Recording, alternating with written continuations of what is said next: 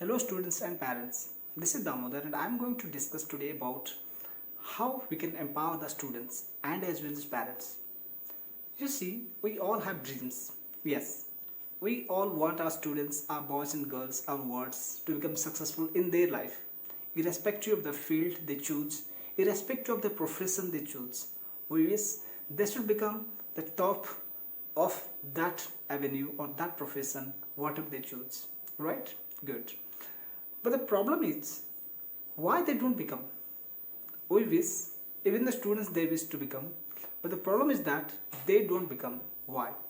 Here comes a big question. The question is, we wish, but wishing and becoming a reality or becoming, there is a gestation period. We call it gestation period. It means this is a period where we need planning, preparation, dedication, so many good things. You all know about that. We know, but the problem is that we don't implement. Yes, being a parent, we are much conscious that if we make a planning for my student, for my son and daughter, how to complete the course, how to revise it, then it's quite easy for him to remember and he can reflect his knowledge in terms of any kind of exam. Maybe it's academic exam or maybe it's an entrance exam. Even if those students who are preparing for competitive exams, for them also, they have to cover a syllabus and questions will be asked maybe within the syllabus or out of the syllabus. But the thing is that when they want to appear the exam, they don't have a proper mind map. What is to be read, when to read, what is to be skipped, and how to revise it. So many things are there that makes you successful. So, if a boy or girl does not become successful in his career, there is a failure. The failure is both the student as well as the parent.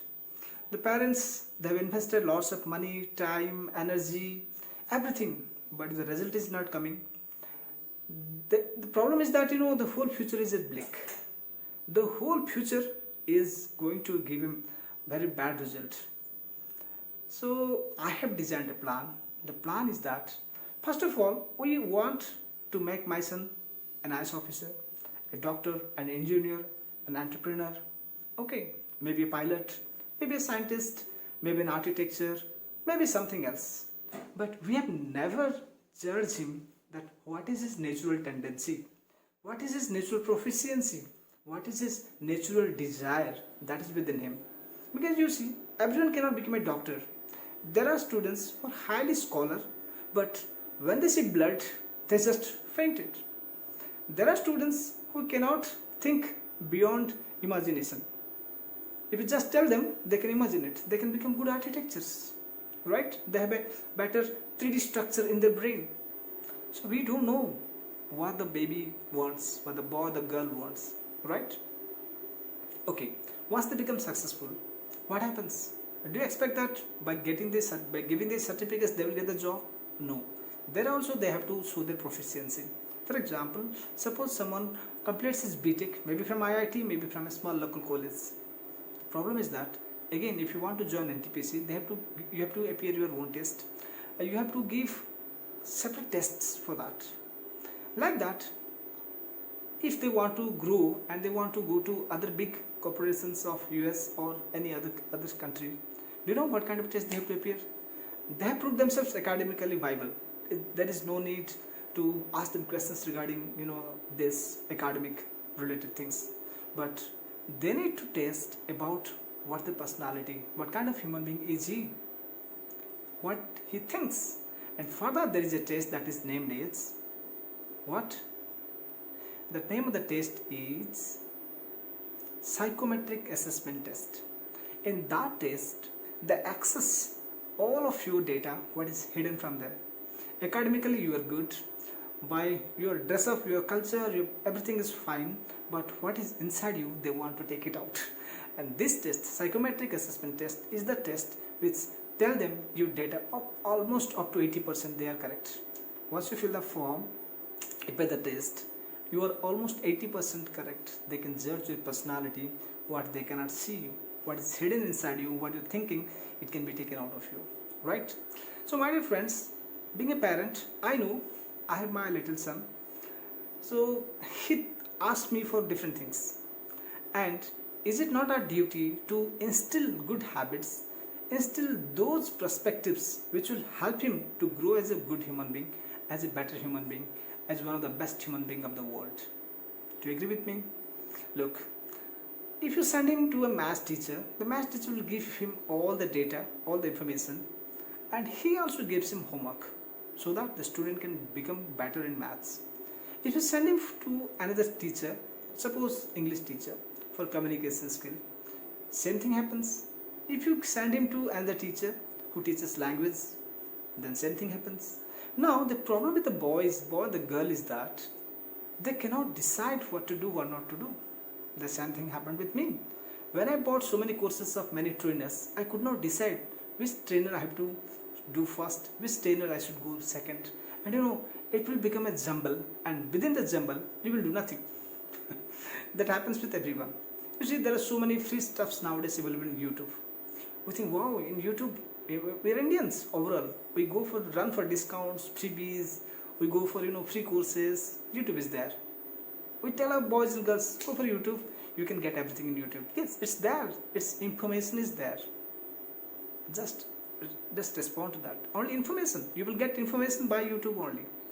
But is there any such way how to implement that? Because only getting information, you are not going to get any prospective change in your life. You cannot make your life to a second level. You cannot take yourself to your second person unless until you need a person who will handhold you when you feel difficulties. He will tell you this is the way you have to overcome that is missing there. In YouTube everything is there, from science to ancient history. Everything is there. Latest science, Tesla, how Tesla is made, what is hyperloop, all these things are there. And if you also search ancient history, Stone Age, Ice Age, that is also available there. So within that, rocket making to bomb making to needle making to water bottle making, everything is available in YouTube. But I want to ask a question to all of you. Have you ever thought that with all this information, India or the world could have become one of the best places to live? But in India, we are having almost 1.3 to 4 billion people. But how many Olympic gold medals do you get? Hardly one. Why? Swimming, you click it, you will get all the data about swimming. Running, you will get all the coaching by experts, international experts in YouTube. It's available. Hockey, volleyball, football. Just tell the name, it is available there. Hundreds and thousands of videos are there. But why we are unable to get it? Small question I just want to ask of all of you. Because you see, by getting information, you are not going to get everything.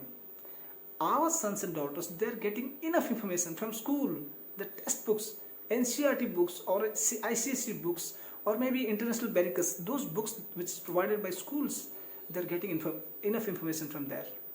After that, coaching classes, so many coaching classes are nowadays flourishing.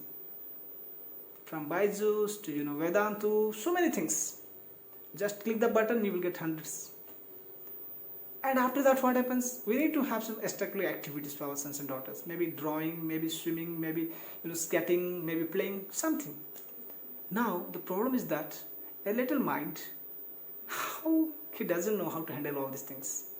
But being pressurized from parents, teachers, and school exams, all the things, they don't understand what to do, and why they're doing. The problem is that they don't understand why they're doing. Now, later stage, what happens? There is confusion, there is no clarity. In that stage, when they grow in a confused state. And when there is no clarity, you know what happens to them. And today's student is tomorrow's citizen. When we produce this kind of students, later on, they become confused citizens. When there is confused citizens, the progress cannot be more what is being expected. So, is it not a duty to set a proper foundation for the students, to tell them what they are doing and how to do them? How they will do that so that it will be quite easy for them to understand life, their childhood, their interest, their real area, their natural tendencies. It will be quite awesome. Yes. So I help students and parents both. First of all, my duty is to help students by analyzing his personality, which you do at a later stage, When he passes graduation, we tell them, go for IAS officer. How can he become IAS officer when he has not dealt with any people within his 20 years of life? Until he finished graduation, he never knew a third person except his benchmates I can say, who sits beside his bench. He doesn't have the capacity to deal with other people.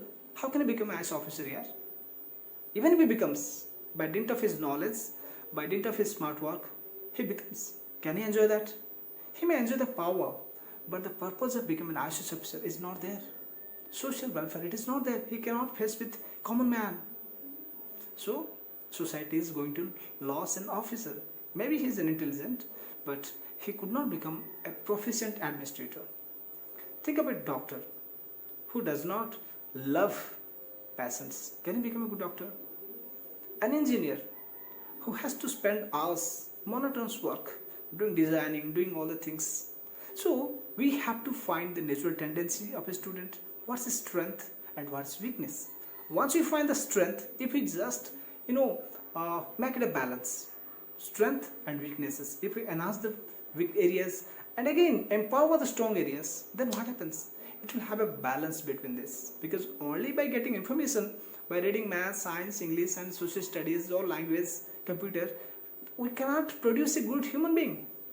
We may produce a person having all the memory, good memory, intelligence, but it's of no use when he become a good human being at the later stage.